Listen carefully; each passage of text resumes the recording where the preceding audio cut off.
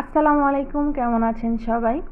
আজকে সন্ধ্যার একটু আগে দিয়ে রাত হঠাৎ করে আমাকে বলতেছে, আম্মু আজকে নাস্তায় কি বানাবা, কিছু একটা বানাও না।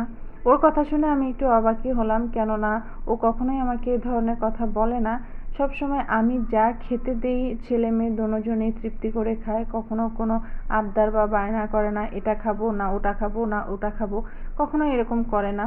সব সময় যেটা আমি দিব সেটাই তারা পছন্দ মতো খেয়ে নেয় সুন্দরভাবে। আর আজকে যেহেতু মেয়ে আমাকে কিছু একটা বানানোর কথা বলেছে, অবশ্যই তার কথাটা রাখতে হবে। তাই চলে গেলাম রান্নাঘরে ডিম ছাড়া তেমন কিছুই পেলাম না।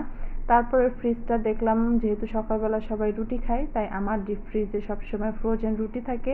আর দেখলাম ছোট একটা চিজ পড়ে আছে, তাই রুটি আর চিজটা নিয়ে নিলাম। আর নিব টমেটো সস।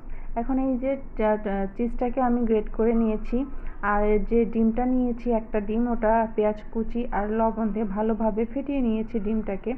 এখন চলে যাব আমি মূল রেসিপিতে। ফ্রাই প্যানে আমি একটু তেল গরম করতে বসিয়ে দিলাম, আর যে ফ্রোজেন রুটিটা সেটা আমি দিয়ে দিলাম। তেলের সাইডটাকে এবার একটু আমি লাল লাল করে ভেজে নিব, একটু ঘুরিয়ে ঘুরিয়ে আমি সব সাইডটাই একটু লাল লাল করে ভেজে নিব। এই যে দেখেন, আমি একটু লাল লাল করে ভেজে নিয়েছি। আর একটু তেল দিয়ে দিব যাতে অপর সাইডটাও সুন্দর মতো লাল লাল করে ভাজা হয়। আর তেল দেওয়ার সঙ্গে সঙ্গে আমি চুলার আঁচটা একদম লোতে রেখে দিয়েছি।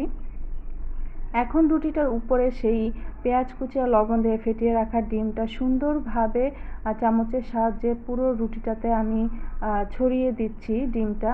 আর তার উপরে আমি টমেটো সস দিয়ে দিলাম। আর তার ওই টমেটো সস দেওয়ার পরেই এক সাইডে রুটির আমি সেই গ্রেট করা চিজ দিয়ে দিলাম। পুরো রুটিটাতে কিন্তু আমি চিজ দিই নাই। এখন দেখেন, এই যে অর্ধেক মাঝখান থেকে রুটিটাকে আমি ফোল্ড করে দিয়েছি, ভাঁজ দিয়ে দিয়েছি। এই যে দেখেন, কালারটাও কত সুন্দর আসছে, দেখে খেতে মন চাচ্ছে না। কালারটা দেখেই মন চাচ্ছে যে এখনই খেয়ে ফেলি, লোভ লাগছে, এরকম একটা কালার। বেশ মচমচ করে আমি দুই সাইড ভালোভাবে ভেজে নিয়েছি। এভাবে আমি সবগুলা ভেজে নিব। আর এই যে দেখেন, আমার আমি যে নাস্তাটা বানিয়েছি, এটা আসলে এটা আমার মন মতো আমি বানাইছি, এটার কোনো নাম আমি জানি না।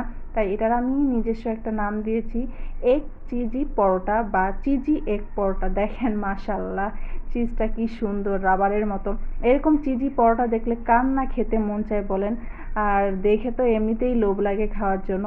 আর আমি তো আপনাদেরকে খাওয়াইতে পারবো না কষ্ট করে, আপনারা বানিয়ে অবশ্যই একবার হলেও ট্রাই করবেন। আর যদি আমার হাতে খেতে চান, অবশ্যই বাসায় চলে আসবেন, সবার দাওয়াত রইল।